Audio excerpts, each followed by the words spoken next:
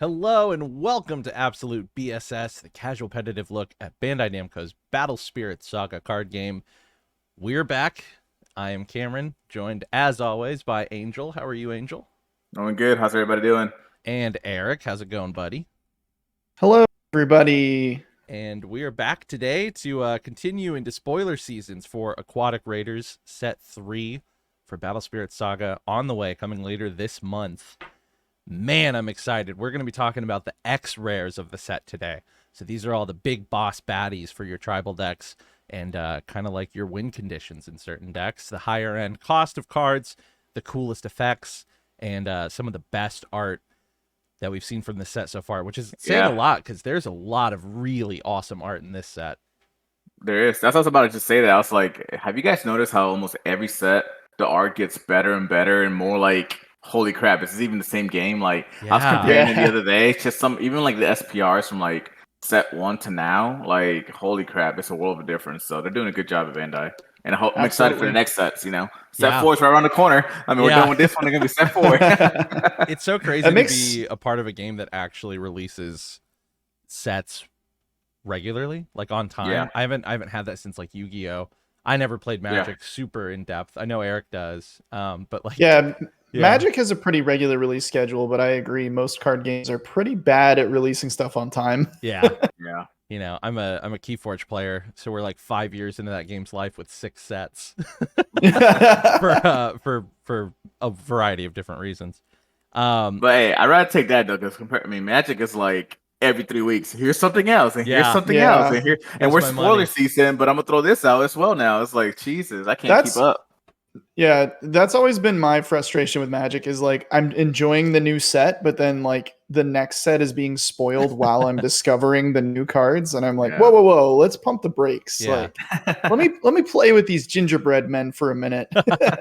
Yeah, man, that Elemental Spark set just came and went so quickly. I feel like, and I was still learning the first set, but we are going to be learning set 3, all the X rares coming up in here just a little bit. Just want to do a little housekeeping, see how everybody's doing. Angel, what have you been up to? I know what Eric's been up to because we've been up to the same stuff. I've been being jealous of my homies over here playing games and stuff while I'm over here working like a dog. They are working you hard, dude. They are. It's that peak season at my job, so it's gonna happen. But other than that, man, I've just been really excited. I been sleeving up and trying to do little in-home pro tour prep for stuff, buying some stuff for the trip still. I think this week me and Eric had talked last time, and probably Cam, you too, right? Kind of really test heavily in the next few weeks to get ready for that. I bought a few things off TCG Player that I think I might need. No spoilers, but we'll see if they come in time, hopefully, because I don't know about TCG Player lately, man, but everything's like super delayed to get here. It's like almost like 20 days, so I ordered it early on. Yeah, so maybe just the buyer I bought it from. But other than that, it's been good, man. Just just chatting in the Discord, seeing what everybody's been up to, looking at these spoiler seasons from Set 3. Being jealous that I'm not going to be able to play a lot of Set 3, unfortunately, when it comes out, but I'll TTS it as much as I can. That's right. Yeah, we'll definitely. Yeah, obviously, if you need any components for your deck before you leave for the Pro Tour, let us know. Maybe we can scrounge something together. Yeah, no, I'll let you know. I just ended up buying the 2 lore things. Hopefully, they should be here. I think it's October 15th is what the shipping date said. So I'll have 2 of those because I just need a Takawa, obviously, off that. And then Sad Mango, I'll have a lore book for you with some goodies. So that's why you should join the Discord. Right up top. You get some goodies.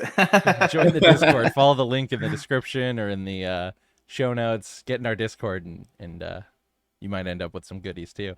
No, we're having a lot of fun over there. These cards come out, and we all just like freak out over every single one. It's like we're very, very impressed by what Bandai's doing over there. But yeah, Eric, how about you? What have you been up to, buddy? Yeah, I was over at your house yesterday. What? Where was I? I'm just kidding. You were asleep. Our other friend was. Our other friend knocked out on the couch for a couple hours.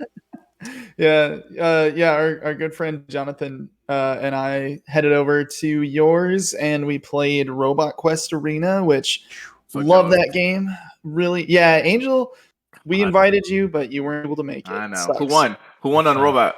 I barely. Jonathan. No, it was Really? me. Oh no, it was you. Jonathan That's right. won unmatched at the end of the night. He did. So we Yeah. played a lot of games yesterday. I think you guys were over for like 8 hours. But yeah, we started with Robot Quest. I was playing as Petrie, and I Nice. barely edged out a win over Jonathan, who was playing Crate. Mm. And Eric was playing Strider. So I think the scores were Eric had 18, Jonathan had 22, I had 25. Oh, Yeah. wow. So it was very, very close. Great game. It was Jonathan's first time playing. Loved it. We converted another one. Nice. Nice.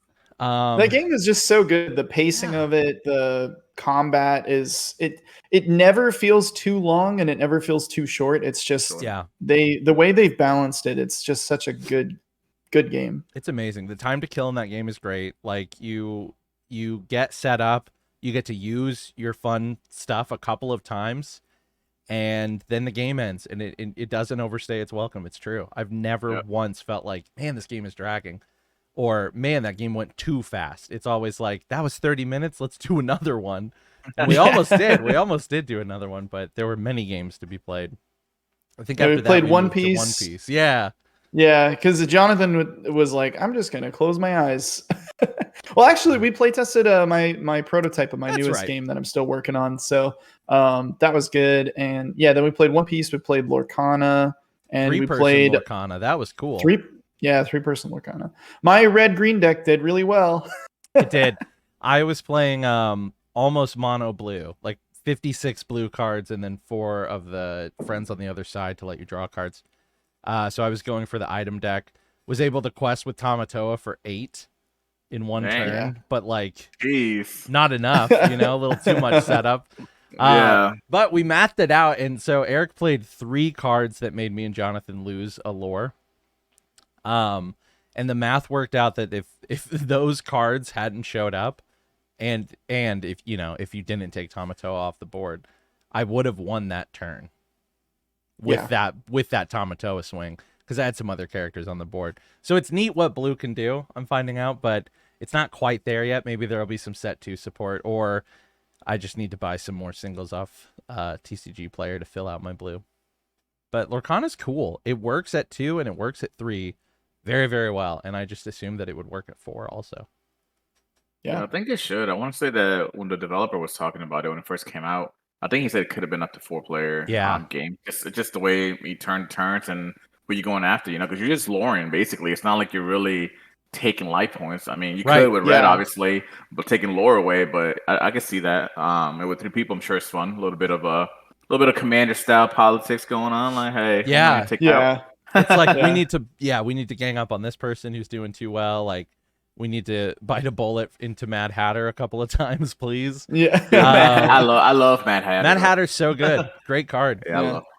love. That was kind of what happened though, is like I think by the time you and Jonathan were like, we need to gang up on Eric, it was like it was a little too late. You had way too many. So Pongo I underrate Pongo. That evasive 4 Oh. cost there, 2 lore Yeah. picks. That Dalmatian is 101 annoying. reasons why I'm gonna end it all. Did you play Aladdin, Eric? Yeah, that's what I used to take away 2 of the lore. Oh, yeah, Yeah. Yeah, Aladdin. the shifted one, the one you got to shift. I guess it's transformation. He Yeah, never even went so up I to only- that one. really? I only have 1 copy of that card. Oh. So unfortunately it did not show up, but I do have like lots of the little Aladdin, so I played him. And then I played one of the Tangled Rapunzel, yeah. the 6 cost. She comes Yeah. in, everyone loses the lore. Honestly, So like jealous. that deck's got to be super fun in multiple players too, because like you get even more value out of those. I think Ursula is a lot more fun in multiplayer too, because you get to take away lore and then draw. So Yeah. there's gonna be like decks that do better in more player games, and I think that's neat. It's really well designed. Lorcana is great. The cards are like flimsy as fuck, but the game is They really are. fun. Yeah, And the maybe cards we're are just almost spoiled like on someone spilled Bandai. water. Yeah, Yeah, it's they like somebody do. spilled water in Yeah. the card. They're very flimsy. It's like It's like Weevil the- Underwood threw these in the lake. Yeah, the ink is still drying on the actual cards. I mean, that's what they're going for. Yeah, Yeah. that's funny. I will say though, I think part of the reason we feel that way is because we're Battle Spirit Saga players, and we've played like Shadowverse Evolve as well. Like we Gosh. play these games, we play these games where like the card stock quality is just like way above every other Incredible. game I've ever touched. Yeah. And then, Lorcana's like a step below Magic the Gathering, but then Yeah. when you compare it to like Battle Spirit Saga thickness of cards, it's like, ooh. Dude, Yeah. I'm just Nasty. saying, a deck of bicycle cards is more durable than Lorcana. Yeah. Jeez, I think RoboQuest cards are more stable than Lorcana. yeah, those feel pretty Yeah. good. They're a little glossy, Yeah. and they're nice. They shuffle well, and that's good. Mhm. They need to because it's a deck building game. You're shuffling a lot. Mhm. That was like my one concern with Clank. I love Clank, but the cards are a little flimsy. And you're shuffling them a lot, so they kind of get beat up. But if you sleeve, that I guess that prevents it. But I'm not buying sleeves for everything I own, or I wouldn't own everything I own. But yeah, so we played some One Piece, jammed that game with Lorcana, and then I think we ended the night with Unmatched. It was Jonathan's first time playing Unmatched, and Eric played Bigfoot. I played Bruce Lee, and Jonathan played Beowulf, and Beowulf reigned victorious on the night. It was very, very fun. They all battled in Soho from the Cobble and Fog map. Unmatched is, I think, just a fantastic miniatures skirmish game. Very quick, very clean, and yeah, it's just good. I like it. It's based on the Star Wars Epic Duels miniatures game from like way back when, and I love that about it because that was one of my favorite games when I was a kid. It's so So- cool. I never got to play it, but every time I like go over to your apartment and I see it on the shelf, I'm like, Yeah, that's so I was about cool. to say I have it. We I should know. just play it. We should. I would love It's- to. The problem that you're going to run into though is it's going to feel like Unmatched but not complete. Yeah. It's going to feel like a prototype copy of Unmatched is what Yeah. it's going to feel like. That's Like you're fine. going to have some feedback. Yeah, yeah. Because Nah, the numbers in that game are just insane. Because it's just like, oh, Darth Vader is Darth Vader, so Darth Vader does 10 damage. that's funny. I love Yeah. licensed games from that era. My dad owned a hobby shop when I was growing up. So like we had Pokemon right off the boat from Japan. You know what I mean?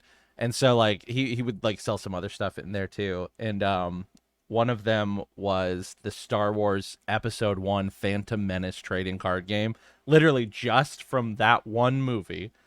And I still don't remember the rules, but like to this day, probably in one of my parents' houses, they have probably a few boxes of those cards, and I really want to find them, and I really want to play them like on stream, because it was just so weird, and it's all just like images from the movies, so like really awkward Yeah. still frames, and then just like a mountain of Yu-Gi-Oh text on these cards for a B1 battle droid, and I'm like, I didn't care as a kid, I just made up my own rules. But those games back in the day were just so random and untuned. But it's fun. I promise our listeners we're going to get to Battle Spirits Yeah. Extras in a second. But have you guys ever seen the movie Titan AE? No, but I've heard of this. Probably from you, actually, now that I think about it. Yeah, I don't have. It was an animated movie like back in the day, and it had "Higher" by Creed in the soundtrack that like played during the movie. Fuck yeah. And at like a pivotal moment in the movie, like when they're fighting the bad guy, "Higher" by Yes. Creed starts playing. If that gives you Shout-outs. any, Yeah. it was sort of like Treasure Planet, but not made by Disney. Yeah, okay. I know what you're talking about. And it came out around that same time, like when Atlantis and like these animated like movies came out that were about like this big adventure. Yeah. And it was kind of similar. Anyways, they made trading cards for that game, and I just ended up with a shit ton of them, like a shit ton. But they didn't have a game. And as a kid, I made my own game with them with like a full rule book, and I made a whole like Word document with like the numbers of the cards like matched up. You would have to look up in this book like card number 42. This is the text on the card. Wow. And so I made that when I was like 11 or 12 years old, and I found it recently, and I just like looked through it, and then I was like, and I sold the cards at a yard sale. I'd play it. But now I feel kind of bad because I'm like, should have kept that. Like, what if That's there a was something classic. Yeah. What if there's something fun in there? Yeah. But yeah. Anyways, That's so funny. I just mentioned that because I feel like both you and I have such similar childhoods where we were just like constantly trying to turn everything into a trading card game, or like just turn everything into a game Yep. of some kind. Yep. I one of my first like card games I wanted to make actually ended up becoming Summoner Circle, which is the game that I'm working on. Mhm. Because I found an old notebook and it was like based off of Jade Cocoon 2, which is the most obscure PlayStation 2 game. And Yeah, I've never heard of that. Yeah. And I was like, oh yeah, hold on, I had something here. And then like 5 years ago, I started actually like working on it a little bit, and now it's like almost done, and that's crazy. I just found this in my desk. It's a first edition deck of Monster Rancher cards. Monster Rancher. But it's What do you not. think? What do you think? Should we start a Monster Rancher TCG podcast? I think we should. Here's the thing, though. I was so disappointed as a kid when I heard about these. I was never able to get one, but it's kind of good. These don't. This game doesn't play like the video games for the Monster Rancher trading card game that they did make. And Monster Rancher itself, I guess, is just really cliche, or not cliche, but niche.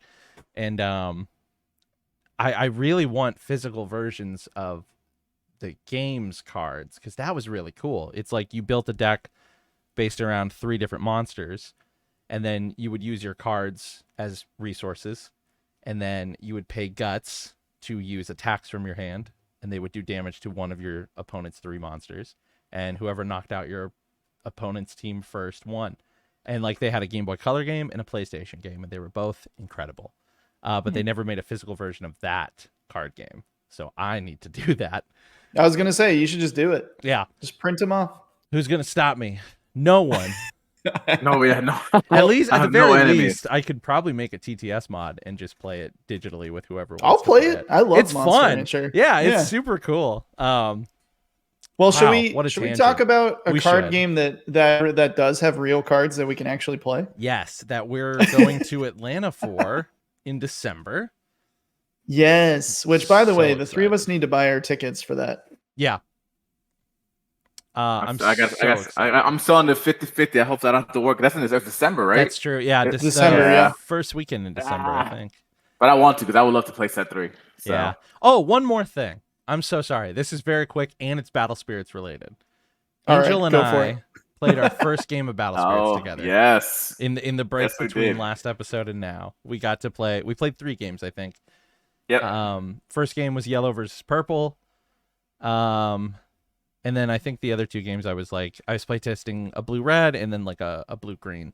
Yeah, and I was playing. I think I was playtesting one of the future purple builds, and I did well against some of the newer cards. So Yeah, but it was fun. Cam did win the first game though. He won. It's a classic. It was the purple deck with Devs, and he swarmed me with his stupid little yellow things, and then it just kept going.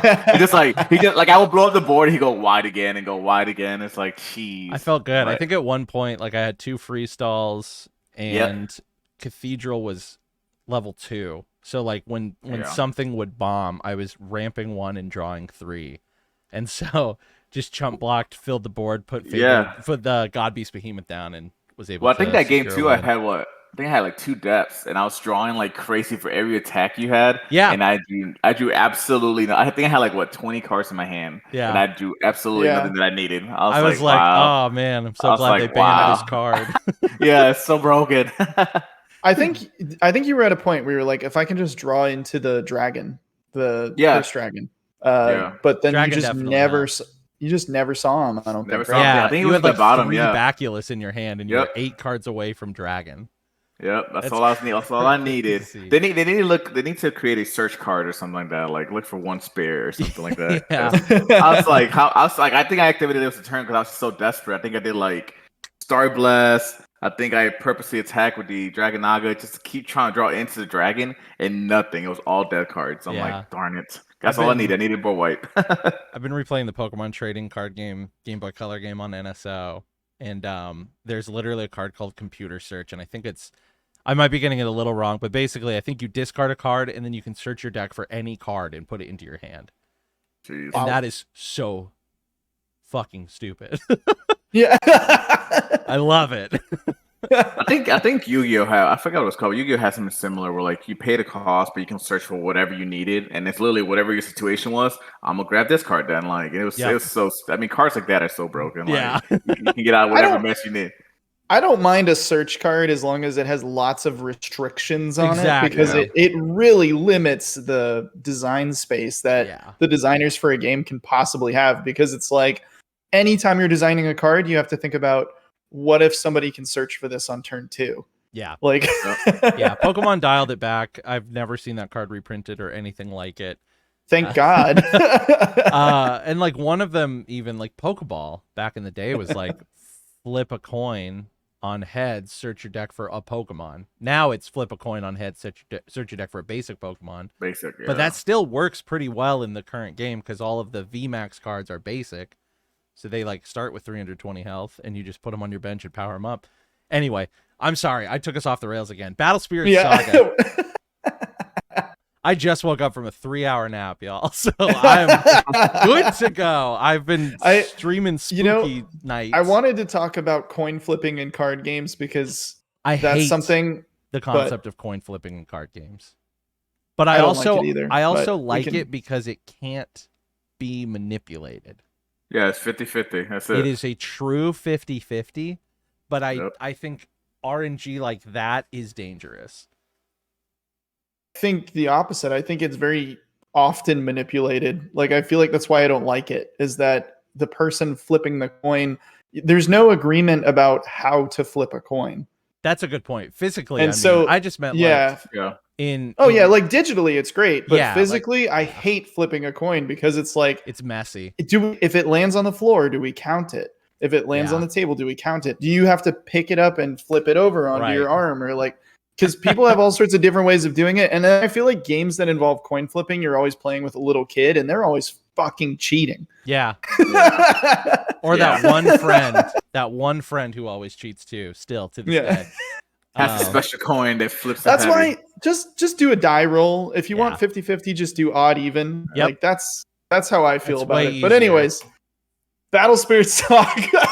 That's right. I said, look, if you catch somebody cheating, flipping a coin, just drop kick them. That's it. Like, it's like no more. It's like grab the coin out of the air and be like, "This is a double-sided coin." You're suggesting that our viewers drop kick children. That's you didn't hear here. That's like that's why the episode title is "Drop Kicking Children." Now it makes sense. All right, Eric. We need an SBR of that. Yeah. Take it away. Before we get any further off the rails. For legal reasons, Absolute BSS does not condone the drop kicking of children. Yes. To be clear, that was a joke. Now, here's a card that loves to do that. Ancient Guardian Trident Dragon. Ancient Guardian Trident Dragon. That was my Joey Wheeler impression. We all knew. It was pretty bad. Oh, I thought it was great. Oh, you thought it was good? I liked it, yeah. Great. He's a 7-cost, 3 reduction, red. This card is red, by the way, for our listeners. Ancient Dragon Spirit. For 1 core at level 1, he's 5k. At 3 cores at level 2, he's 7k. And for 5 cores at level 3, 10k. So big boy. That's good stat line.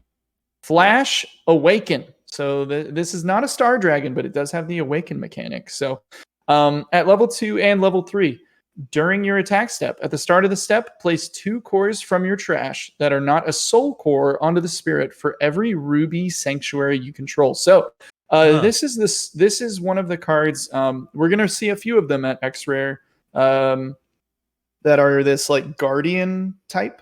And the Guardians are like the protectors of the sanctuary nexuses. Which I don't think we've had a chance. Mechanic. I don't think we've had a chance to talk about the sanctuaries on the show yet, but basically, there's a couple cards in the new set that do things when the sanctuary is down or they are searching for the sanctuaries, and there's one for each color. That's cool. I like that. Yeah. At level 3, when the spirit attacks, select any number of your opponent's spirits with a combined total of 6,000 or fewer BP and destroy them. Jeez. So 6,000 or fewer is not huge, but and you need 5 cores to do this, but that's still pretty good. It's another one of those like Nova style effects. So Yeah. Yep. I'd be interested to Anti-fabled beast. I'd be interested to see where this card kind of fits in the meta, because it's a little expensive to do the things that it does, but it does have the awakens. So you can potentially just have the 1 core on it, do some other stuff during your attack step, move the cores over to it. I also think it's interesting that this is maybe the first time that Flash Awaken has been printed on a card, and it doesn't have like the Awaken mechanic like outlined in parentheses underneath. Yeah, Mm. I like that. I might be wrong about it being the first time. I don't know, but I think it's cool that they are now just like, yep, Flash is a thing, and you need to know what it does. I Well, I like like it seeing 'cause- the potential ramp. Yeah, that's Yeah. what I said. The ramp with this, because I like now that the Flash Awaken almost serves a purpose of moving course around, because you're cycling course back at the start of the attack step. So, and then, I mean, I don't know how many Ruby Sanctuaries you can really play depending on what they do. Off the top of my head, I forget what they do, but if can you look have it a up. few of them, depending on what they do, I mean, this is a really cool card. I mean, not to mention the those of you guys that haven't seen it, the SPR version of the card. It's amazing. Yeah, a So lot of good. these have SPRs that we're going to be talking about today, and they are beautiful. Ruby Sanctuary. I'll just quickly do the sanctuaries as they come up. Ruby Sanctuary, 2 cost, reduced by 1 red Nexus. At level 2 for 3 cores during your attack step. When in effect on one of your spirits that costs 5 or more, destroys one of your opponent's spirits, draw a card. Oh, So this triggers with the okay. Nexus as So well. there we go. Yeah. So That yeah. makes sense. Yeah. That is cool. So yeah, What do I you- mean, I like it. What do you guys think on this guy, champ or chump? I think he's a champ. I have to agree. I think being able to drop him for 4 if you're running mono red, or just a lot of red, feels good. I like seeing Flash outside of the Star Dragon and Nova meta, Yep. and it makes a lot Yeah. more sense on this card specifically. Like, you can really buff him up relatively easily and get a cool effect for it, and potentially ramp in red, which is, I think, good. So I'm gonna say champ. Blissfully I like- ignorant of red. Yeah, and I like that he has basically like 3 effects, in one, where you're ramping back up your course that you probably use. Say, let's say you use him to play him, you can get him back. He also pops something, and now it's working continuously with a sanctuary, right? So now you're drawing as well. And I really love cards that work with other cards if they're on the field.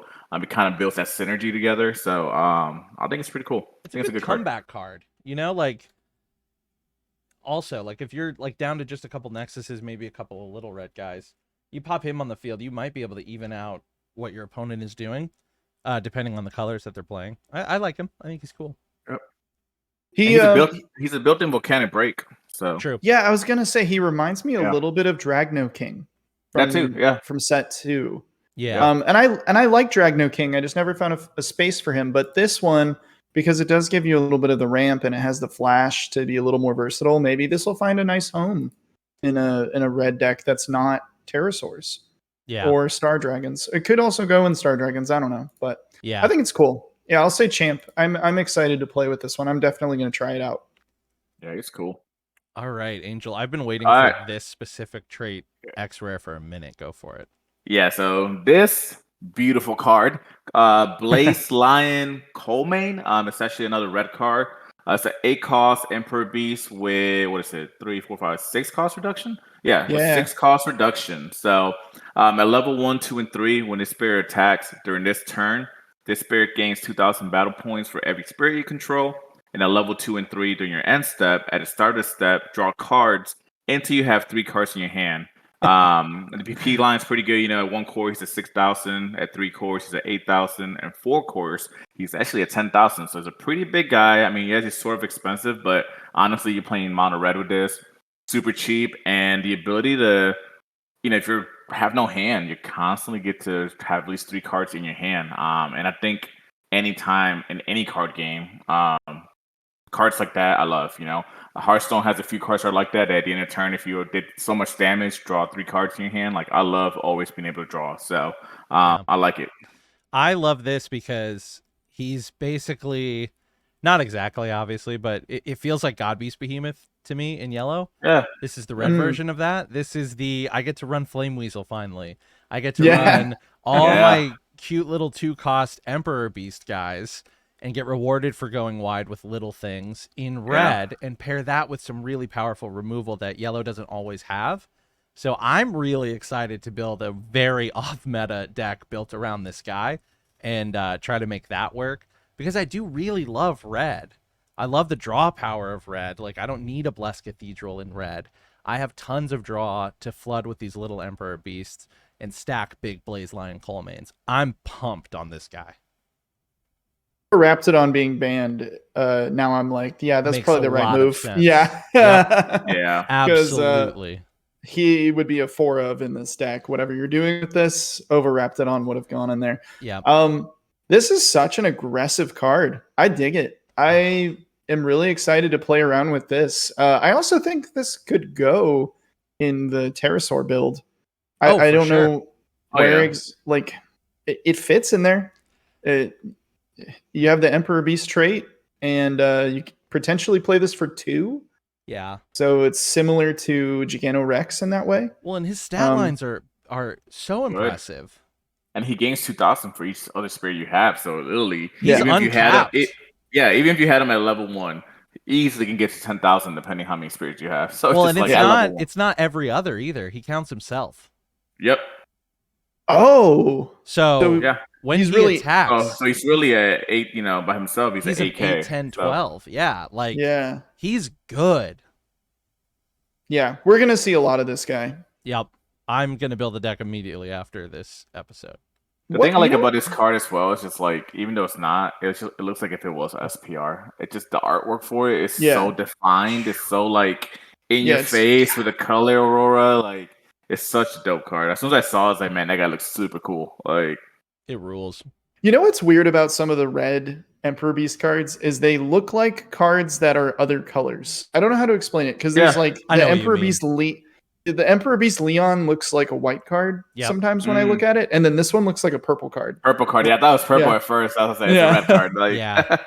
Could you imagine if this was purple? Holy my God. shit.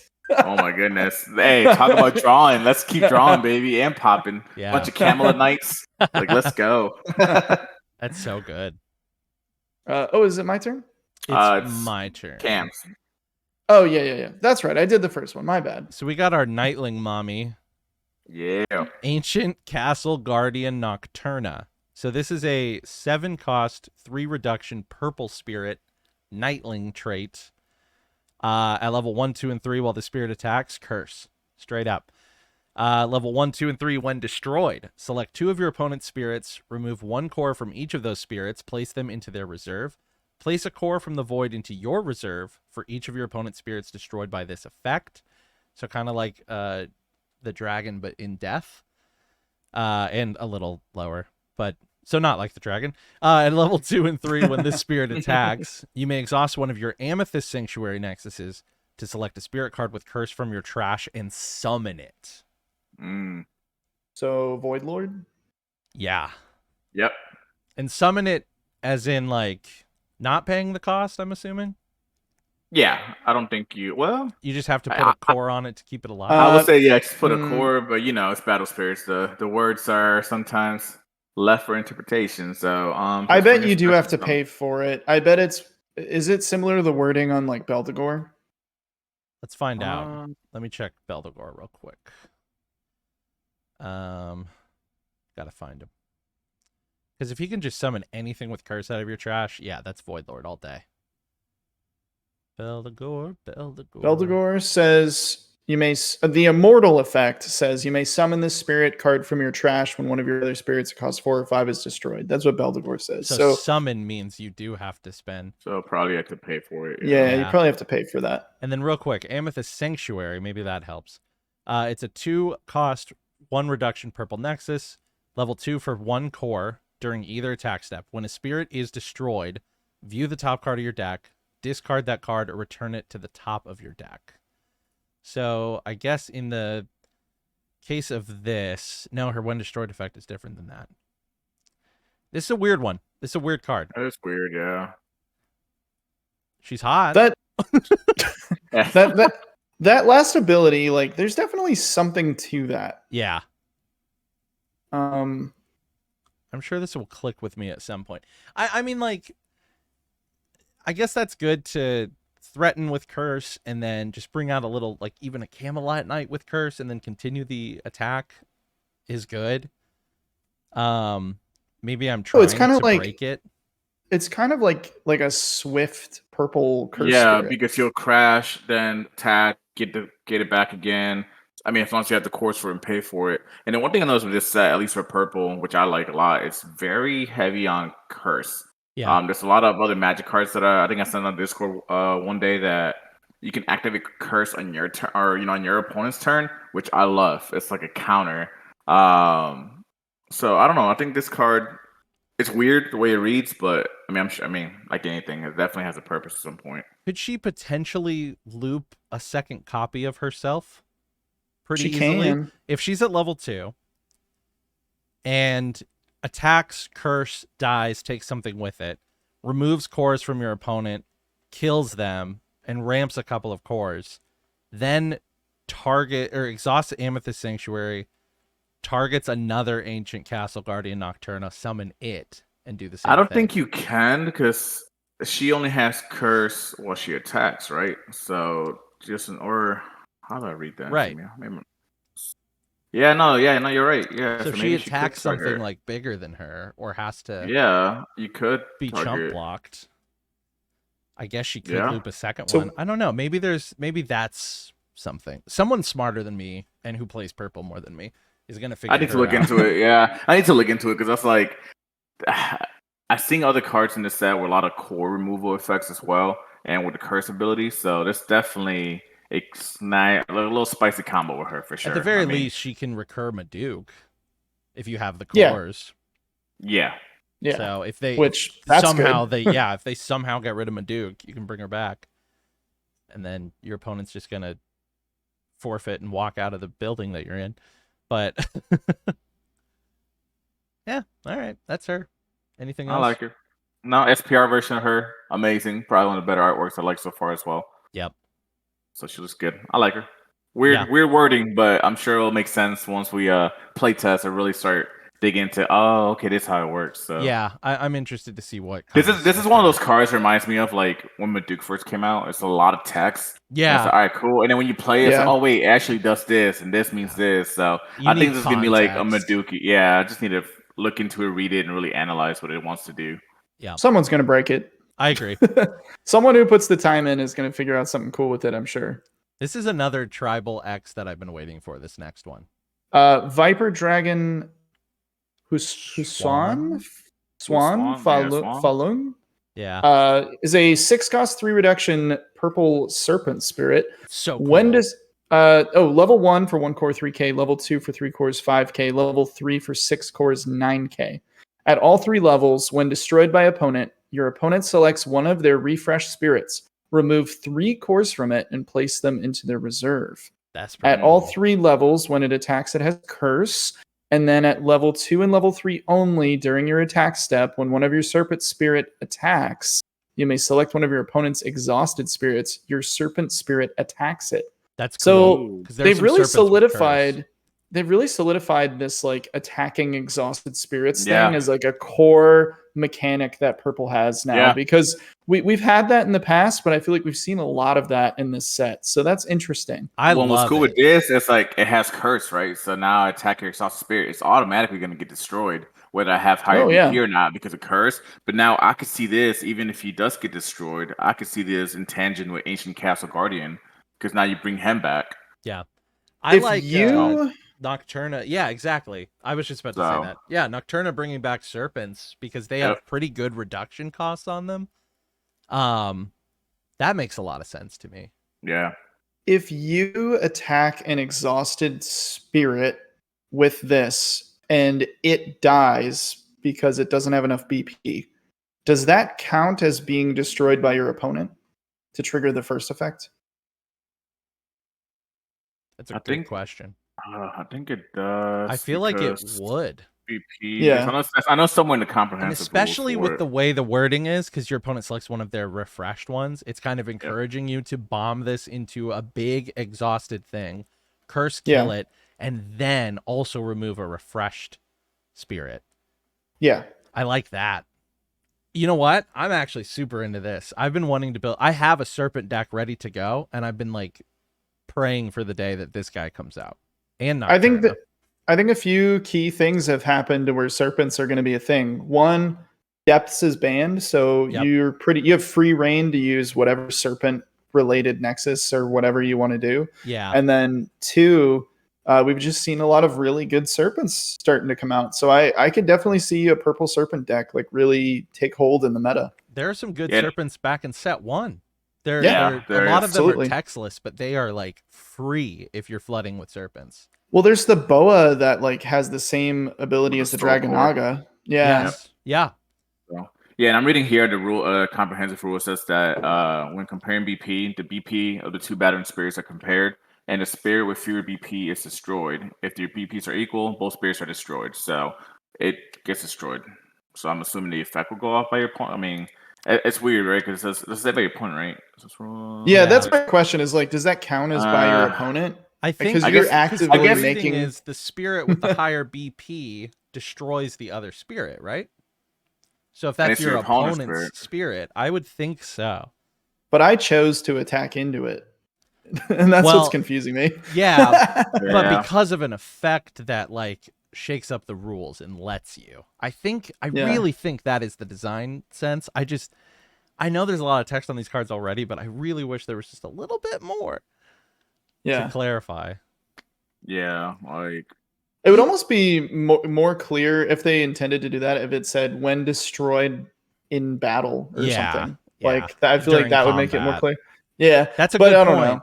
That's a good point. It might work like that though anyways, so I might just be like, I just question how that would work, but I think you're probably right, Cam, is that's probably the intent is that you swing into something big, you like they both die and then the destroyed effect You triggers. take but something else with it. That was we might have to Yeah. wait for an FAQ to fully yeah, figure that because one out. here, looking at destruction effects here, like it just says effects which would apply to destroy cards or apply when cards are destroyed are not applied in the case of self-destruction.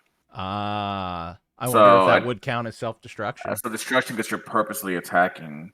But at Yeah. the same time, I don't know. It might be like you said, FQ later on because it's a weird one. I love how to figure out what this card does, we have to decide if like the cards have like free will. Yeah. Like I think either Like- way, though, this is a cool, good card. I'm gonna call champ. Yeah, oh yeah. Because you only need the 3 cores on him to get all of the effects going, and you're not Yeah. trying to buff him up. You're using him for his curse, Mhm. and you're Yeah. wanting him at the very least, right? Maybe it doesn't work if you bomb a little guy. Maybe you take out stuff that's exhausted, so they're like, man, I have to kill this spirit. And when they do, you take another one with them. Like he's just venomous, Yeah, and the art is cool. it is. He's Yeah, cool. I like it. I like it. Yeah, if Man, I'm a sucker. I'm a sucker for anything purple anyway. So Yeah. I like it. if I play dig it. purple, it's got to be tribal like this, and I think I'm gonna build a serpent deck. Well, if you're gonna play purple, I'm gonna go to the ball and play this next card. It's the yellow card. Yes. Yeah, Empress Guardian Red Queen. She is an Otherlander, obviously a yellow card for 6 costs, 3 cost reduction. With 1 core, she's at 3,000, 2 cores 4,000, and 4 cores she's at 6,000. All 3 level effects when summoned. Select one of your opponent's spirits, reduces BP by 2,000 during this turn, and at level in 3 during your main step. When one of your other lander spirits are summoned, you may exhaust one of your Topaz Sanctuary Nexuses to activate one of the spirits when summoned effects a second time. Wow. Okay, that's So what cool. does Topaz Sanctuary do though? Let me grab that for you real quick. That card is a 2 cost reduced by 1 yellow nexus, level 2 for 2 cores during your opponent's end step. At the start of the step, select a card from your opponent's hand at random and reveal it. Oh, that's not bad. Okay. That's kind of Okay. cool. Information is good to have, right? I've noticed a lot of the sanctuaries, like their purpose is really to just be out there to trigger other effects. And then Yeah. I think they kind of just do something like maybe like just to do something. Yeah. Like Yeah. just for a little bit of extra value, but really their purpose is to be there to trigger this. She gives me I don't know if you guys ever play Street Fighter, but Vega Yeah, vibes. for sure. Mask, the rose, but she looks cool. She looks deadly. Very cool. Very Should not neat be trusted. art. It's We got an Yeah. SPR of this one that looks great as Yeah. well. I've been dying Oh. to see what the Queen of Hearts looks like in this Yeah. in this world. She's been referenced quite a bit. I love Otherlanders. You know, I'm a yellow Yep. player. Well, she is once again another Otherlander. It's so fun Yeah. to say. That reduces BP by like a little tiny fraction of a little bit. Yeah. And we have a few of these now. So I wonder if there's something you can build where you're like minus 2K, minus 2K, minus 2K. Now that thing's dead. Well, I'll tell you, know, the one like- that comes to mind. In set 2, we got what's wrong? Oh, that's a starter. In set 2, we got Arcane Beast Queen, which is a 4-cost, 3 reduction yellow Otherlander spirit. Oh yeah. Level 1, 2, and 3 when summoned. Select one of your opponent's spirits, reduce its BP by 2,000. So if you're keeping these on the field with the Queen, you get to trigger that a couple of times each turn, pair that with some Angelic Pressures and Drowsy Fumes, and you can get rid of a lot of stuff. And if you have some luster, like you're putting these cards back into your hand, that's what I'm thinking. Like, finally, the drain mechanic, which I played a lot of in Digimon Yellow, is being fleshed out here in Battle Spirits. Yeah. And so I might be making a secondary yellow deck with Otherlanders finally. Yeah, I think Well, there's you- definitely something there. Could you do this and do a second time with Arcana Joker? Where his one summon? Oh yeah. So be able to attack twice unblockable, basically. Yeah, you could give Yeah. another spirit unblockable. Or with Wow. King Charles and just keep flipping stuff Oh. off your deck. So Yeah. does she go in the Void Lord meme deck? Maybe. I think Why so. not? Why not? That deck is already horrible, Yeah. but fun. I don't so think might as well. I don't think she needs to be there. I think this is definitely for Joker, for Yeah, a specific the niche for it. the dragon that gives Lumiere, that gives blessed. Mm. If you really Yeah. want to lean into that, but I think it's for draining, and I think it's for Joker.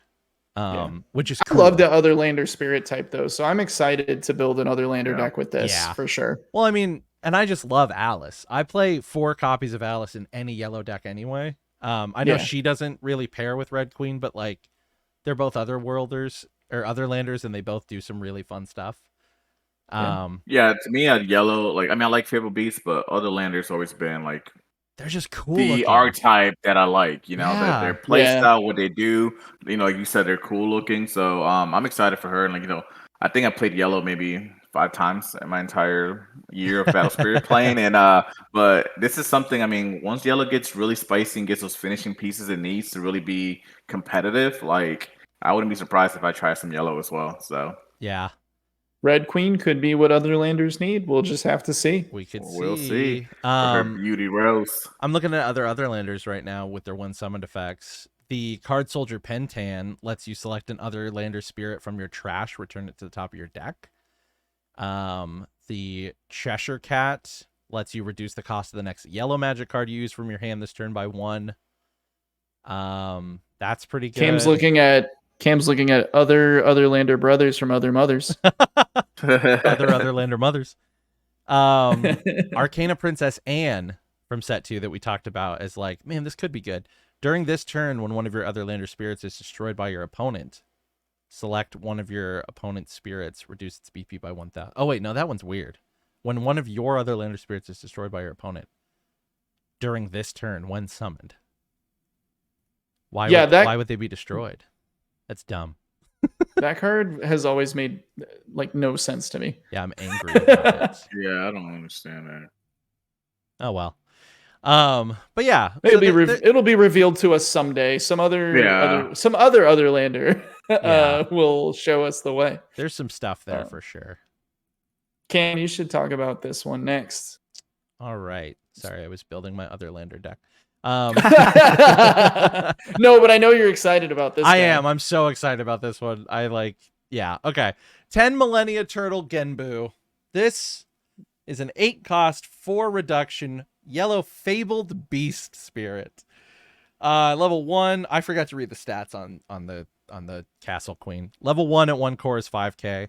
Level 2 at 2 cores is 6k. Level 3 at 4 cores is 10k, so I like that stat list. 1, 2, and 3 during your attack step. At the start of your step, select one of your other fabled beast spirits. It cannot be blocked by your opponent's spirits with effects listed during this turn. I love when cards have that effect, because no one's playing Spring of Norn like me. And then level 2 and 3, during your attack step, when one of your fabled beast spirits is destroyed by your opponent, select one of your fabled beast spirits and refresh it. So, okay. The way this reads makes me think that the serpent works the way that I want it to. Because during your attack step, when one of your fabled beasts is destroyed by your opponent, that has to mean, like, if I declare an attack and you block. Oh, but they declare the blocker. The serpent is different because you declare the okay. That's how I think it reads. I think you're purposely choosing to attack and exhaust the spirit with a higher BP. But we could be wrong, man. Maybe that's what the card's intended for. But until's out, and we really ask the judge, like, hey, how does this work? Like, I'm gonna wait for an FAQ on that one personally, because I think that's a situation we've never encountered before. Yeah. So 2 and 3, when one of your fabled beast spirits is destroyed by your opponent, select one of your fabled beast spirits and refresh it. So that does work when you spam the little guys. You get to refresh the big guys. So I'm thinking this slots in. I'm running 4 god beasts. Maybe I do 2 and 2, god beast and Genbu. That was going to be my question, is like, how does this slot in when God Beast is already the 8 slot? I think it's depending on what fabled beasts you're running. So my fabled beast deck is actually just 4 flying turtles, 4 dual eagles, 4 god beasts. So when my flying turtle is looking for fabled beasts, it's looking for only itself or 2 others. It's more of just drawing through. In a deck that's like blessed and like running Kate Sith and running more of the actual fabled beast stuff. Or I guess that's not true. I have the bunny in my 2-cost deck too. So either way, I think it's a 3 of in a deck that uses the 4 and 5 and 6 cost fabled beasts. I think it's a 2 or a 1 of in the 2-cost fabled beast behemoth build. Personally, I will say this though. Out of all the yellow cards, hopefully I'm not shooting myself in the foot, but I think of all the yellow cards, this is probably like the most mean-looking yellow cards, right? Most yellow cards are very like joyful and cute, and this guy's like, I feel like this would be like a red card, or like Eric was pointing out. Like I feel like some of these X-rares are like for other colors, basically. Like he just looks mean. This doesn't look like a yellow, nice creature. He looks like, what? Why did you wake me up from my slumber? Looking at it, it's like. He's got a fucking castle on his back. That's what I'm saying, yeah. Like, look at the birds for reference. Yeah, got the blackbird. Gosh. Yeah. I love this. I love this card so much. That's cool, man. Like I said, Fable Beast is up there with other landers. Like, they do cool things. They have really, really great synergy with each other and the effects of one another. So, this card would definitely see play. So, I consider him a champ. Yeah. He's cool. I definitely do. Cool yellow. I wonder if we'll have an SPR. I hope so. Yeah. Behemoth got an SPR that I still don't have any of. I need to just get those personally for me because I love those. I love Behemoth. All right, you want to go into white, Eric? Sleepless Guardian Frost Tiger is first up for white. Oh, this guy was just referenced on the last flavor text. He's a machine beast, 7 cost, 3 reduction. He's going to deal with the other Nexus, but he's level 1 for 1 core, 4K, level 2 for 4 cores, 9K. At both levels, during opponent's attack step, this spirit can block your opponent's spirits without a soul core on them, even if exhausted. Whoa. Wow. Okay. So the only way to not get blocked by this guy is by having a soul core on you. You can only have one. He goes up to 9K. When he blocks, he gets 1,000 BP, so actually he goes up to 10K. And 5K. Yeah. Keep in mind that this triggers each time that he blocks. So even while he's exhausted, he'd be like, if he has 4 cores on him, he'd be 10K, then 11K, then 12K. Wow. It's not just saying it gains from this block. It just keeps gaining. Look at you reading cards, Eric. Well, because that's how Rocket City works. Yeah. And it's like only happens every now and then, but that is how it triggers. And then during your attack step at level 2, At the start of the step, select one of your spirits with a when this spirit blocks effect for each diamond sanctuary you control. During this turn, the selected spirits cannot be blocked by your opponent's spirits that cost 6 or fewer. This guy is nuts. He's Dyna's pet. He's like Derm Dyna, like just like lower, like Derm Dyna's like go destroy this. He's Infinity Shield, Rocket City, and Derm Dyna all rolled into one very cool package. The Buffalong Bill when this spirit blocks deck is alive and well. Yeah. That deck showed up a little bit when we first started playing the game. Do you remember that? People playing like Buffalong Bill and like Elk and stuff. That deck is back, baby. Like, and I can't wait because I actually really like that deck, and I think I'm definitely gonna build around this. And Stream Otter is going in. Yep, Stream Otter, Rocket City, Diamond Sanctuary, and Derm Dyna. So Diamond Sanctuary is a 2-cost reduced by 1 white Nexus at level 2 for 2 cores. This Nexus cannot be selected by the effects of your opponent's magic. It's pretty good. I'm ever gonna use that ability. But I think you might. If you want like guaranteed Nexuses out for Derm Dyna or for other reasons, like that's just reduction that can't be removed. That's for only 2 cores, you know? Like you can technically summon this guy for free if you play Dimensional Rift. Yeah. So the magic card, because it doesn't have, even if it did, it doesn't matter. But Dimensional Rifts, you may summon a white spirit card with a when this spirit blocks effect from your hand without paying its cost. When summon effects on this spirit summoned by this effect are not triggered, but who cares? He doesn't have a when summon effect. What? So what is the creature on Dimensional Rift? Because he looks I don't know, awesome. But it looks super badass. He's the pilgrim that he's the pilgrim that searches for the sanctuary. So this guy also can be played with the Namengard city, the Namen city. Yeah, for sure. As well, that Nexus. And that would just make him 4 cost. If you have just that Nexus down, he costs 4. Wow. So Pilgrim Synthetic Sage. That's cool. Machine Beast. Sleepless Guardian Frost Tiger, absolute champ. I am gonna build with that for sure. Nuts. You are gonna see white. You're gonna see mono white when this spirit blocks decks up at the top of the meta. I assure you that. I would bet money on that. Who needs Axe Biter? This card feels a lot more balanced. Like it's really, really cool. It's a little more expensive, but like there are ways to really slot it into some good white style decks, and like that's not going anywhere. And that's cool. That's fine. I like this card a lot. Yep. Yeah, I like it. Definitely a champ for sure. If Axebiter was still around, I would actually go and bet real money on the white deck thing that I just said. So for sure. Well, continuing with the theme of white, the next X rare, Snowcapped Peak Goddess Skitty, I think is what it says. So she's a 9 cost with 4 cost reduction. At level 1 for 1 core, she's a 7,000. For level 2 for 2 cores, 8,000. Level 3 for 5 cores, 12,000. At all 3 levels, if you control a spirit with a soul core on it, your opponent can only select a spirit with a soul core on it when using an effect to select one of your spirits. At level 2 and 3, has armor white, which that's actually interesting. First armor white with armor white. Oh, well, yeah. It threw me off. I was like, wait, what? Armor white? So, yeah, has armor white. And then at level 3, during your opponent's end step, at the start of the step, return all of your opponent's exhausted spirits to their hand.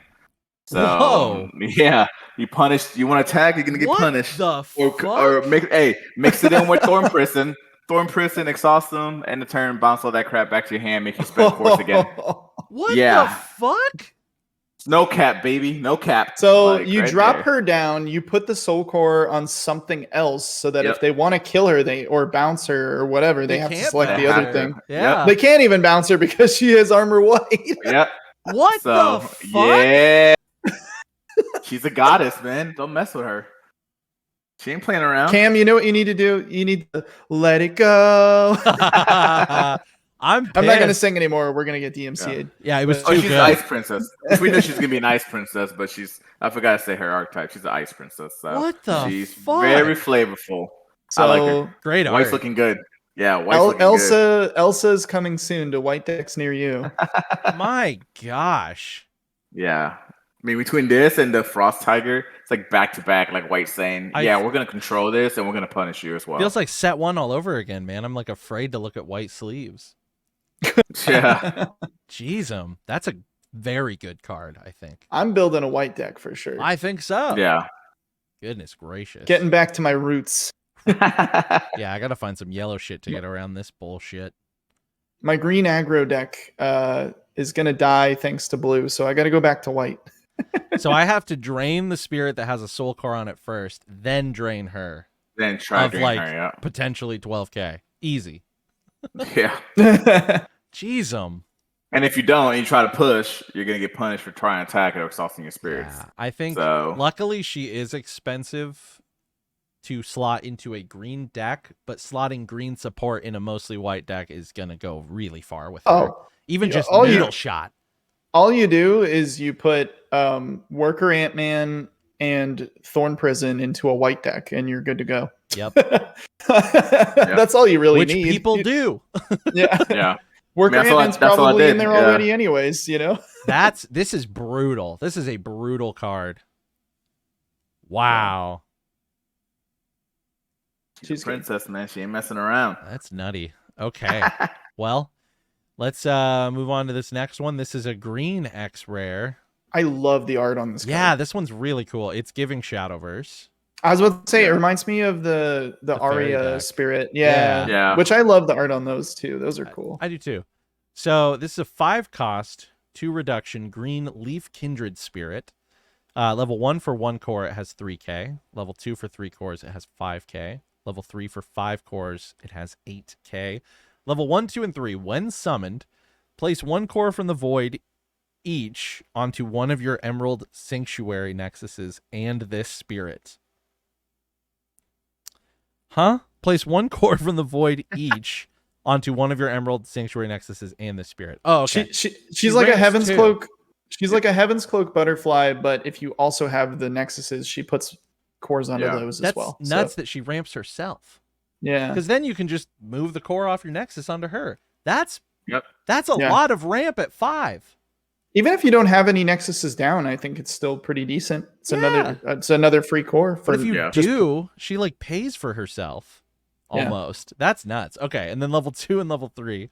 When this spirit attacks or blocks, select 2 of your opponent's spirits that cost 3 or fewer, or 1 of your opponent's spirits that cost 6 or fewer, and exhaust them. Love Good it. lord. Like it. You can So- definitely control the board. She could also go in this white green deck because she Yep. has a when the spirit blocks ability, and she can also exhaust stuff And she Yep. can for go the in for the Ice Gale. Princess. Gale for sure. Yeah. Yeah. An Emerald What is- Sanctuary. Yeah. I was gonna say, what does that one do? I was about to ask you. It says 2 cost, reduced by 1, green Nexus. At level 2 for only 1 core, when one of your effects exhausts one of your opponent's spirits, which there's a lot of them, select one of your spirits. It gains 2000 BP during this turn. Oh, okay. So Okay. pretty good. That helps the Yeah. little green guys get up and out of Yeah. certain ranges. That's probably maybe the most synergy I've seen between the Guardian and the Nexus so far. Yeah. Keyforge does a lot of like stuff like this, where like each house in a set has similar cards, but that, you know, like in Winds of Exchange, every house has an outpost artifact. And so they all read like put a friendly creature on the bottom of your deck to do X. And X ties in with the house that it's in. And I really like when games do that. Add a little bit of symmetrical design that's also still asymmetrical. I think that's just really good design. So I like the Sanctuary ideas. They're pretty cool. She's a good card. I honestly think you could play her even without the Sanctuary, and she's still good. Yeah, you could play Like, her in yeah. any green. Yeah, her level 2 and level 3 effects are just really good. I mean, apart from the ramp that she ramps herself, Yeah. I mean, Yeah. level 2, level 3. You control. Yeah, I'm either gonna stop 2 of your little guys, or I'm gonna stop one of the big guys I don't want to deal with right now. You know. Yeah. Phew, green ramp is so I good. think without the ramp, she still would be playable, but she might not slot into every deck because Yeah. it would be hard to find the space for her. But with the ramp, you can make a little bit more of an argument.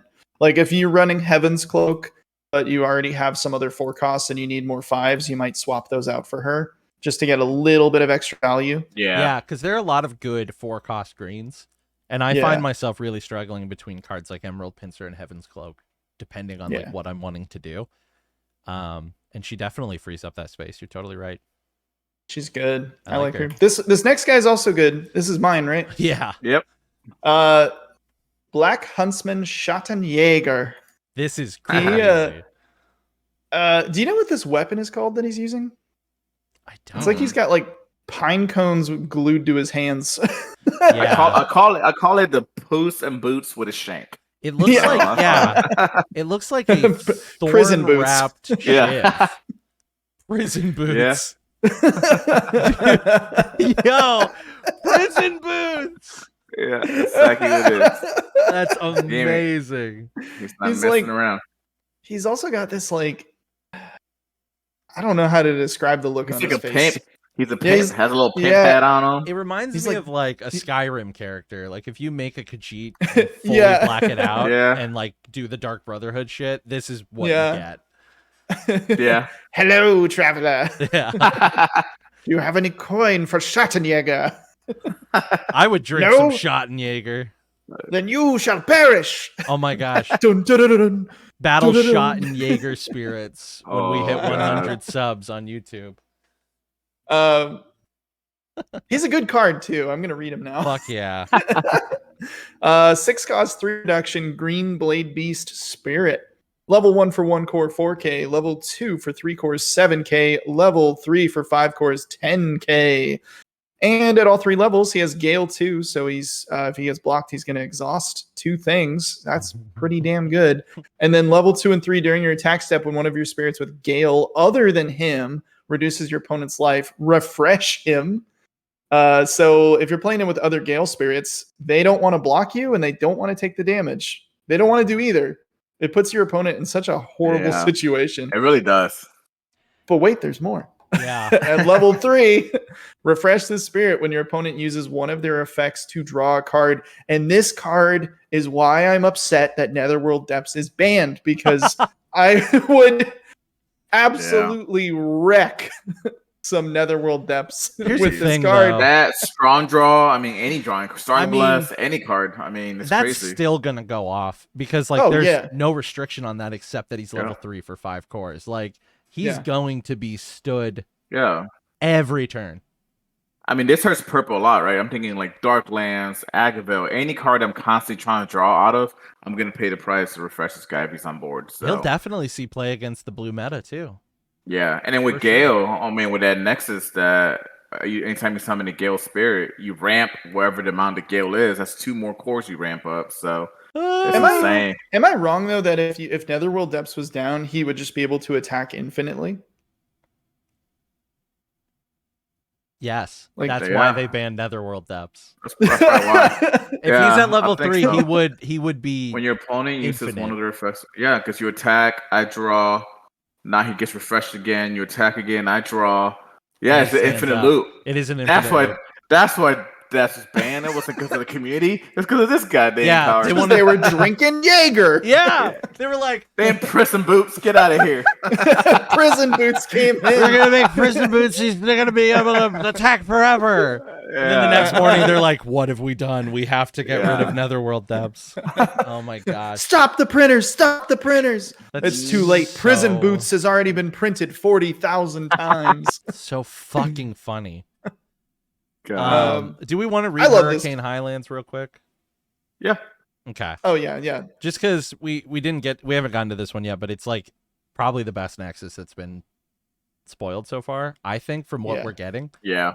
It's a 4-cost 2 reduction green Nexus, Hurricane Highlands, level 1 and 2 during your main step. When one of your spirits with Gale is summoned, place a number of cores from the void onto that spirit equal to the number specified in its Gale effect. You get that for free while it's on board. So it's annoying. Yeah. You play this dude for 3 cores and then you ramp 2 onto him. He's almost free. There are all these green cards that are almost free.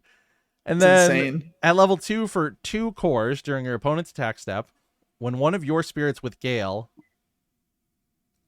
destroys one of your opponent's spirits via comparing BP. Your opponent selects one of their refresh spirits and exhausts it. Oh yeah, so if you block with someone with Gale who's really big, then your opponent has to exhaust another creature. So yeah, that's just good. It's just good. Yeah, I think there was one game that Eric and I were playtesting, and you ramped like I don't know how many cores, and like I believe I ramped matter of 14 cores. yeah, it was that game. something crazy. I was like, he outpaced me. I was like, how do I catch up? I couldn't catch up at all. Because I was like, "There's no way." played. There's the new Void Lord, which we don't have to get into that right now, but he has Gale 3, and Oh my I played. gosh. And then I also played Ezawolf, which Ezawolf is good now. As a with wolf that is Nexus very good now. Yep. Yeah. because he's free.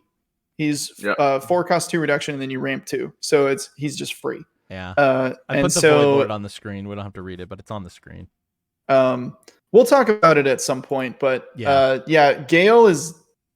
Maybe we should do some like deck tech kind of videos or podcast episodes or something at some point, because we should all build a Gale deck and see how it turns out. Yeah, maybe we'll do a gameplay video of that or something, because Yeah. I think Gale is definitely, just like I said, the When the Spirit Blocks deck is back. I think Gale is finally getting, like, we had some Gale pieces, but not enough. I think we definitely have enough now. Like, there's Too much. Gale is gonna wreak havoc on your local meta. How do you get around this, you know? You just have to kill it or bounce.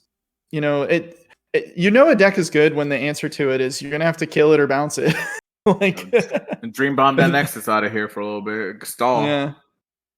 Wow. I am once again so disappointed that Depths is banned, though, because I would have loved to play this card against someone who threw down their Depths. I drop him ramp 2, and then I just attack infinitely for 10k.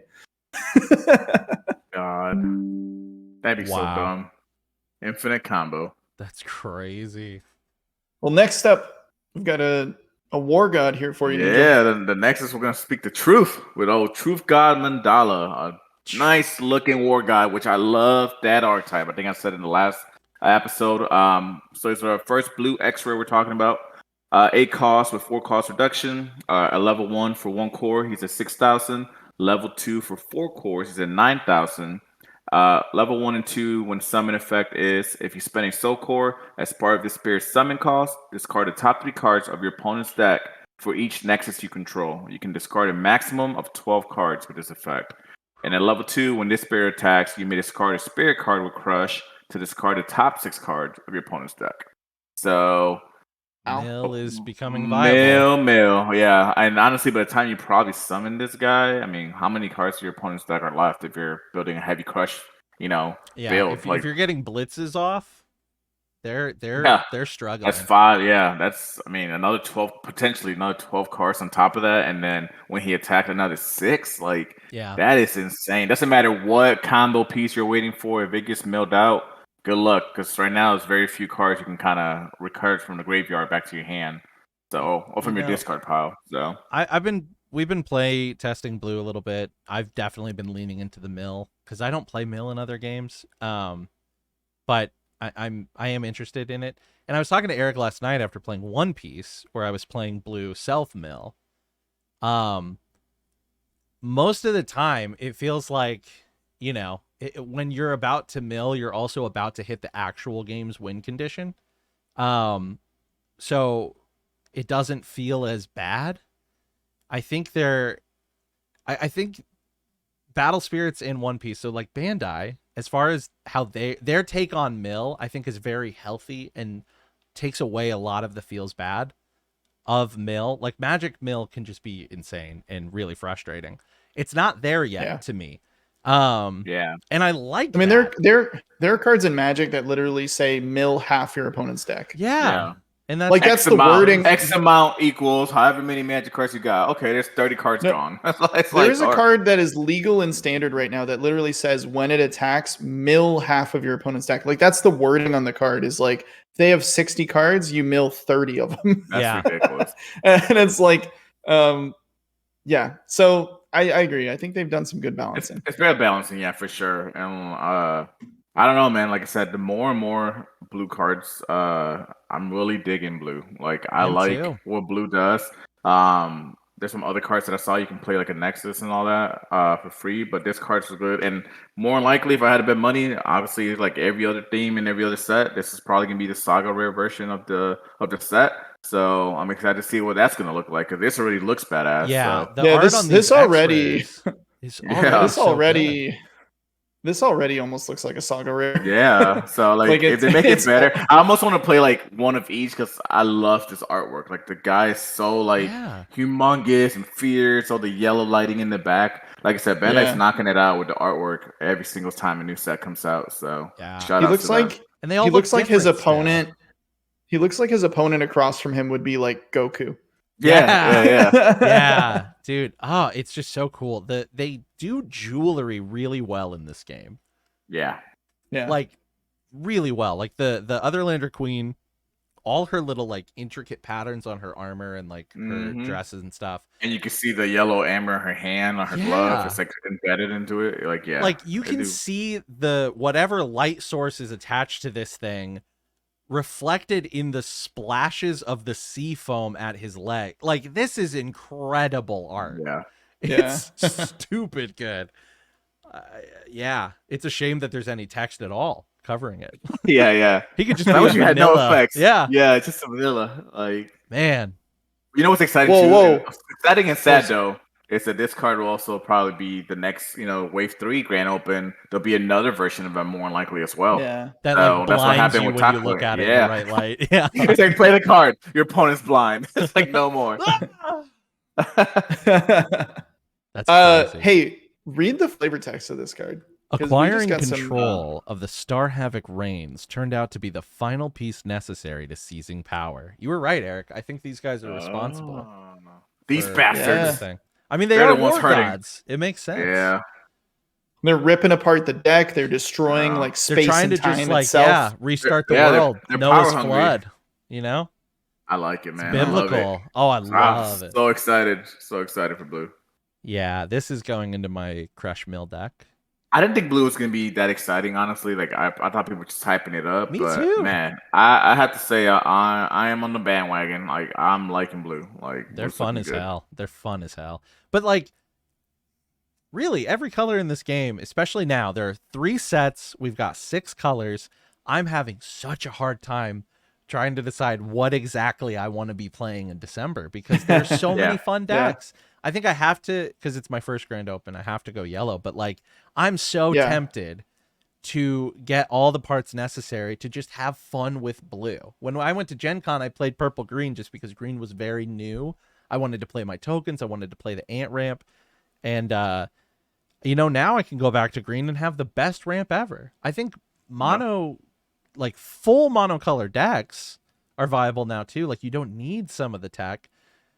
Like even absolute ice shields. Like there's other stuff in here that are filling up those 60 card deck requirements really quickly. Like it's an amazing card pool. I'm so impressed. What's scary about Absolute Ice Shield now is like, at least for me being a purple player, right? Like, do I substitute some of my Absolute Ice Shields for more Immortals? Because what good is my Absolute Ice Shield gonna do in the graveyard? It's like when I'm being crushed every turn by multiple spirits, like it's such a waste of dock slot, a deck slot for it. So it's just like it definitely makes you think about how to change a couple things up. So I'm really excited for the set 3 meta. Like I really am. Honestly, that's one of the biggest, and we've talked about this a little bit, and I think you were the first person to point this out, Angel, is the power of Crush is actually to remove tools from your opponent's disposal. It's information.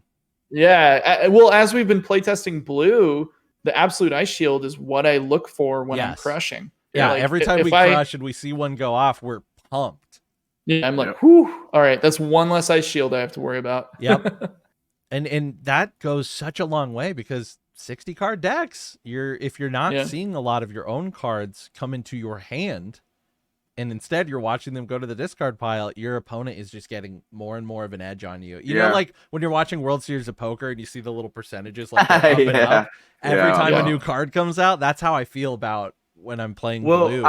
I think the thing that's scary about it, I mean, obviously it's a counter argument of everything, but like, how do you really counter your deck being milled out? I mean, you can say Immortals, right? But you can only do so much with Immortals, right? Because you still have to rely on one of your spirits of that certain cost to be destroyed during a battle turn anyways. So it's like, most of any other like archetype is you have a way to kind of counter it a little bit. But if you're constantly getting milled, there's no card that says, "Hey, reverse," or like a fiber jar in Yu-Gi-Oh, shuffle your discard pile back into your deck or something like that. So Yeah. it's just like that's the one thing that surprises me about Blue, where it's gonna be very scary for at least that first set while it's viable, at least maybe until set 4 comes out. Is that like how do you counter being milled constantly? Especially if your opponent goes off. Like, yeah, I've been thinking about that too. And again, I go back to like my first thought is, well, I'm going to play yellow because God Beast wants to see my 2 costs in my discard pile. So God forbid I get all of my little flying turtles milled. At least I can play God Beast for 2. But like other than that, in Immortal, there's not a ton of like recursion throughout the game from discard pile. Like there's some you can search and put stuff on top of your deck, but then like depending on when that happens, that card still might get discarded back into the discard pile. Like, it's not guaranteed. It is tough. Like, you have to be building decks over 50 cards if you're going to be playing competitively. I really think that. And you're absolutely right. Like, some of those tech slots might have to go for more recursion as your tech. If you can. Well, I think even I think even like I don't know. It's just like you said, like cards that you're trying to say, "Oh, I'll put this on top of my deck for later." Depending on when you do that, it might not be viable either way. You might kill something and trigger a burst blitz, and it's gone again. Yep. So it's interesting, but yeah, I like it. I think that card's definitely a champ, along with a lot of the blue cards. So big champ. Yeah, and I love the artwork probably so far. Changed my mind now. I take I think he's probably the best artwork I've seen so far. So I think so. All right. Well, another blue, and this is the first 10 cost card we have that isn't a Void Lord. This is 10 cost, 6 reduction Colosseum Golem, a blue golem spirit. At level 1 for 1 core, it has 7,000. Level 2 for 4 cores is 11,000. Level 3 for 6 cores is 13,000. Level 1, 2, and 3, when this spirit attacks, you may exhaust one of your Nexuses to summon one of your Golem tokens. Token Spirit, blue, 0 cost, Golem token, level 1 for 1 core, 10,000 BP, blue reduction. That's it? Only 10,000? Yeah, only 10,000. And that not only, triggers Rammer Golem and some other blue bullshit when you exhaust your Nexus. Level 2 and level 3 during either attack step. When one of your Nexuses is exhausted, select one of your Nexuses. Yep. Select one of your Nexuses, place a core from the void onto it. So blue ramp. I mean, granted, you're at the end of the game with a 10 cost card, but still. And then 3. At level 3 during your end step. Yeah. At level 3 during your end step, at the start of the step, you may exhaust one of your Nexuses to refresh all of your Golem spirits. My God. Jesus. So what did we just say? Blue is looking very ridiculous right now. Like, what is this? There's a lot of good archetypes for blue already. You got the Golem. That is insane. I need to get working on our Golem or absolute BSS Golem tokens because people are going to need them. Please. Dude, I mean, not to mention how you're going to have multiple big beater tokens out. You have this big ass guy, and then this crazy effect. Yes, he's very expensive, but he has 6 reductions. Yeah, he could be reduced. You got ways around that, I'm sure. So yeah, and that is insane. When he attacks, he gets to exhaust, ramp, and then so that automatically pays for the Golem that you're bringing in. He provides the core for your Golem, and then you swing with that Golem, and then at the end of the turn, they all stand up. This is like the elephant for blue. It's a lot better though, I think. Yeah, like it's nuts. It's so cool. Eric, you know Big Blue for Monster Rancher? Big Blue. So it's Golem mixed with Tiger in the games, but he was in the anime too. He just looks like a big frosty Golem. Maybe that's like yeah. I have. Source. Yeah. But yeah, Colosseum Golem. That could be cool art. Ooh, that could be really cool. Yeah. Some BSS Golem tokens in the future. Big old 10K boys. That's nuts. And then you got the mommy Golem lady. So you already have Golems on board. you've got time to get this guy out on the field. I think he's properly priced, but not impossible to play by any means. Yeah, That's a I champ. mean, and you got all the other OP golems, like you got Block Golem that we talked about in the last podcast. You got Dragolem, Yeah. I think it was the dragon. Yeah, I don't know, that's crazy. Blue has a lot of avenues to go down, and they all are good. The thing with green, when it was introduced last set, right? It's like, cool, we have Blade Beast, we have Gale, we have Ants. Ants were the only like the exhausting. Actually, the exhausting was what was super viable. There were like all these different lanes, but they weren't fleshed out. Blue feels already there for their stuff, right? Yeah, I agree. Like, I feel like the Golem deck is viable, and it's just gonna get better. Yeah. Yep. It's nutty. Well, we got two more X rares, y'all.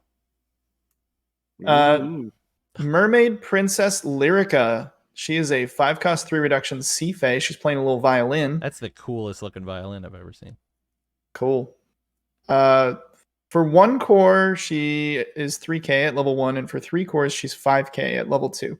At both levels, when summoned, you may place a Nexus card from your hand without paying its cost. So that's going to be fun. And then during either attack step at level 2, at the start of the step, you may select up to 2 of your Nexuses and exhaust them, triggering all of your blue Nexus exhaustion bullshit. During this turn, as long as you control this spirit, treat the selected Nexuses as their highest level. So there was some reason I wanted a card in the game that does this, and I remember saying it on the podcast like a long time ago. I don't remember what that reason was. But drop a Nexus ready? No, to make your Nexuses their highest level for free. Oh, that's right. You have mentioned that.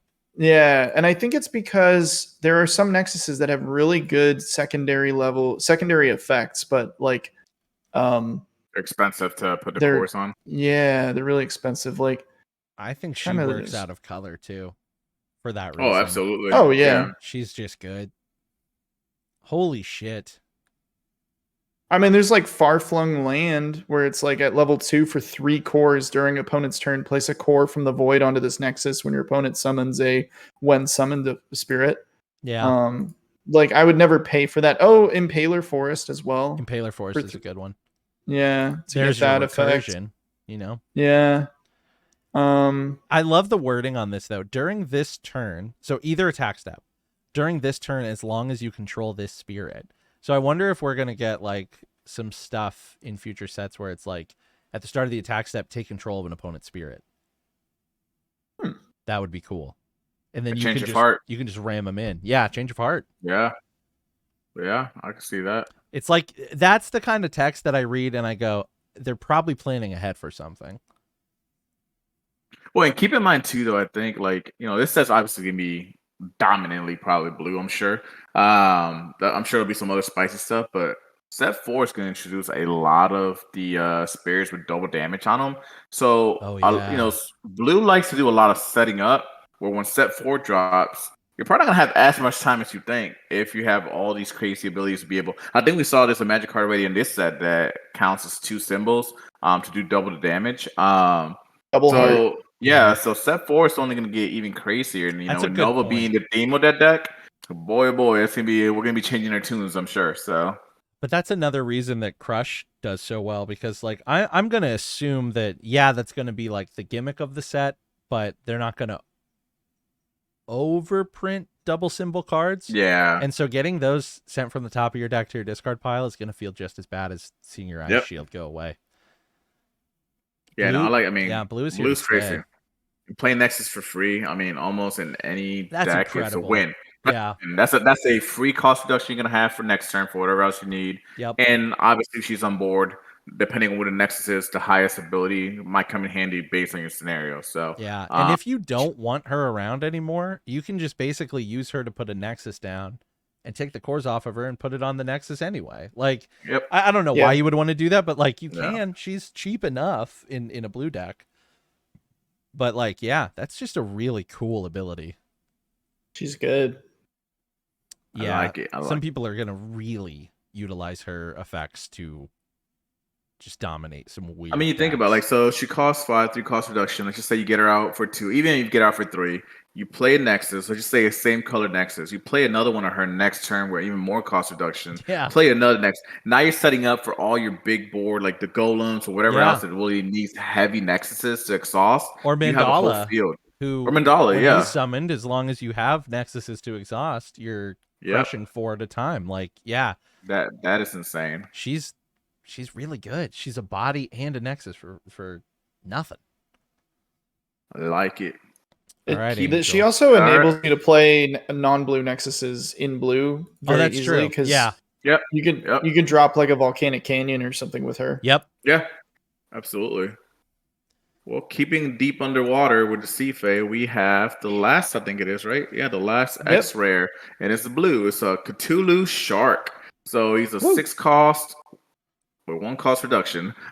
At level 1 for 1 core, he's a 7,000 BP. Level 2 for 3 cores, 9,000 BP. Level 3 for 6 cores, 13,000 BP. He has a little card here, a little effect. As an additional summoning cost, you must destroy one of your blue Nexuses. At all 3 levels, when summoned, destroy all spirits without a soul core on them. And at level 3, while this spirit attacks, when this spirit destroys one of your opponent's spirits via comparing BP, select a Nexus card in your trash and place it without paying its cost. So you basically just revive what you just destroyed to summon him, and Yeah. then blow up the board. Like, that is insane. So So now board. blue does everything. Yeah. Mills just blows up board, controls. I mean, what can they do? Like, First of all, this art is fucking insane. I love the Yeah. Arkham mythos. I love Lovecraftian shit. Eldritch Horror is my favorite board game ever. So seeing Cthulhu enter this universe with sharks under his Yes. mustache is insane. I love Cthulhu. He's kind of expensive, but I think he can be very effective. You know, it's like that Curse Dragon thing. It's like, Yeah. it's not even a combo piece though. I mean, technically, you have to have at least 1 blue Nexus to do Blue it. Nexus, But like, yeah. he's destroying almost everything on the board, or you know, blue again in the mirror match. Blue likes to have a soul core on one of its Nexuses, so you can wipe a blue board with Cthulhu. It's a good comeback card. It's a good tempo card to like slow things down.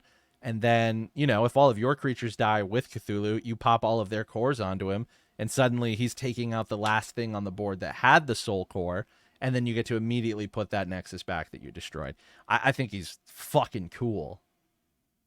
Yeah. I think I'm trying to think of a play style with him. He's definitely Baculus curse kind of card, right? Like, Yeah. I don't think you just play him just to play him. It needs to be very situational, very like, I have nothing else on my board because I'm trying to think with blue or any deck where I would want to destroy my own spirits, right? So I want to be very careful with that. But he's definitely like an out if you need to, you know, if you're being outpaced or, you know, against yellow or anything that's going super wide. Like, yeah. He's a comeback for sure. I think he's a good sideboard one of, and or just a one of in a deck. If you're running a lot of blue, I think it's just a really cool Swiss Army knife, like get out of jail free card. And he actually gets around Snowcap Goddess, I think, because he's bigger. Yeah, because she's not going to have the soul core on her. Yeah. And you're not and selecting. It's not selecting. Yeah. So it gets around that little. If you have if White has a board thinking they're protected, I boom, think this Cthulhu. card sees play. I think this card is going to be. Even as a sideboard, like it's something, you know? I'm going to slot this in as a sideboard against White, for sure. What do you guys think about maybe you have 4 of these in your deck and you just spend the first few turns just setting up your Nexuses? Maybe you play a Lyrica to get more Nexuses down. You don't really care if she dies, but you're just setting up all your Nexuses. And then when your opponent has established a board with spirits, they've swung into you a few times, you've gained some cores from your life. Now you drop this guy and you just swing the whole game back around on them because it's like, I've got my Nexuses all set up. Yeah. Like I've spent the first 3 or 4 turns just setting up Nexuses. You've been playing spirits and swinging in, but I've been like, Ice Shield, or I just take the damage because I'm trying to, ramp up. And then I drop this and now it's like, I got all my Nexuses set up. I cleared your board. Like, now what? Your brain blows my mind, man, because you're totally right. Like, that is a viable strategy, and I think that'd be fun as fuck to look at your opponent's face as you drop Cthulhu and the world ends. Yeah. Amazing. They better hope they have a Starblast set because that's the only way they're coming back. I mean, I can see. I mean, that's a good thing, especially if you mix the Nexus. Like I'm reading one of the blue Nexus, like the Seabed Lighthouse, where during either attack step, your opponent cannot use magic cards in their hand that do not share color with any symbols on their field. Like Yeah, their absolute ice shield doesn't mean anything if you don't have that color because you just board wipe them. So That's a good point. yeah, I could definitely see room for that card to be either whether it's a sideboard tech card for some reason or even main, like you said, main board them around. Especially definitely in a mono blue deck for sure, right? Like, yeah. Oh yeah. I don't know why you wouldn't play a card that allows you to board wipe your. I mean, the whole board. I say your opponent, but really the whole board, and then recur Nexus for free. I hope we see more aberration trait types with Crush or something similar. I want to build a Lovecraftian like Cthulhu cephalopod aberration deck. Like that's just so cool. Be cool for it. I'm terrified of like undersea stuff. Keyforge has a house called Unfathomable that's been around now for 2 sets, and I just think some of the designs on there are some of my favorite cards ever. Yeah, I've always liked Cthulhu. Like Hearthstone had a Cthulhu set for a little bit. At the Old Gods, I think it was called, and some of the cards and effects on that thing were nasty. Like it's crazy. Yeah, That's that strategy I was just talking about. I just figured it out. Look at Enchained Arena. is that blue? It's a blue Nexus. Enchained Arena. Oh, that's right. This is a new one that came out before our episode. Oh, wow. yep. You destroy it, ramp, bring it back. Yep. Cool. Well, the second effect during opponent's attack step, your opponent's spirits that cost 5 or fewer cannot attack unless they pay 1 core. So you can actually do what I was just talking about, which is like set up your board. You have 2 cores on this. Maybe you even have 2 cores on 2 of these. And you're just like, they don't have enough resources to actually swing in and do a bunch of damage to you while you're just setting things up. But they keep playing spirits, and then you drop the Cthulhu Shark and just wreck them. That is so cool. I think there's definitely a really strong deck there. I don't know what other blue stuff that fits in with. I don't know if you go for like the Crush route or if you go for the Golems from there. Maybe the Golems because you can exhaust the Nexuses, but yeah. Golem. I mean, you can even go. Yeah, I mean Golem. I mean, because honestly, with the Golems or even the Crush route, right? If you use the other Nexus, Rock Pillar, Aquapolis, or whatever during your attack step, if your opponent's life, discard the top 3 cards of their deck. So now they're losing 3 from the Nexus, from whatever amount from the Crush. So now not only are you board wiping, you did not have anything on field. You're also milling their deck left and right constantly. Yeah. So at that point, though, I feel like the empty field is better than crushing. But I see what you're saying, obviously. Like that's Rock Pillar Aquapolis is just a good that's gonna be in your Crush deck anyway. Especially with Ancient Coliseum. Like you being able to stack damage during your attacks or stack BP during your attack step and still have some during your opponents. Like the blue Nexuses, everyone was saying like blue loves Nexuses. I get it. They're very good. There's so many different ways you can build blue right now, and it's just so exciting. Yeah, I say champ. I say champ on Cthulhu. Cthulhu, yeah. I don't know that there was any cards that we read today that I didn't feel were champs. I feel like it's all champs. Yeah, all these X rares, like, and that's rare for that to happen, right? Usually, just like, this is not really good, right? Like, I know set 2 had a lot of those, like, this might be good, like later on. But this set for sure, like, I agree. There's a lot that you can do for each color, right? Like yellow has the Red Queen. You got the Fable Beast for yellow as well. Red has the Ancient Guardian. I mean, the white is really what took us like off guard with the Frost Tiger and the Snow Cap. It's looking good. It's looking good. I mean, blue doing blue things, and you got obviously old Prism Boots doing his annoying thing. So it's crazy. Honestly. If I had to pick a champ of all these cards, though, like the one favorite, I know I said Truth God Mandala, but I'm gonna have to go with Coliseum Golem. That card is just insane. I think my favorite of these and most practical is either Truth God or Schottenjäger. Yeah. But I think I'd love the Coliseum Golem.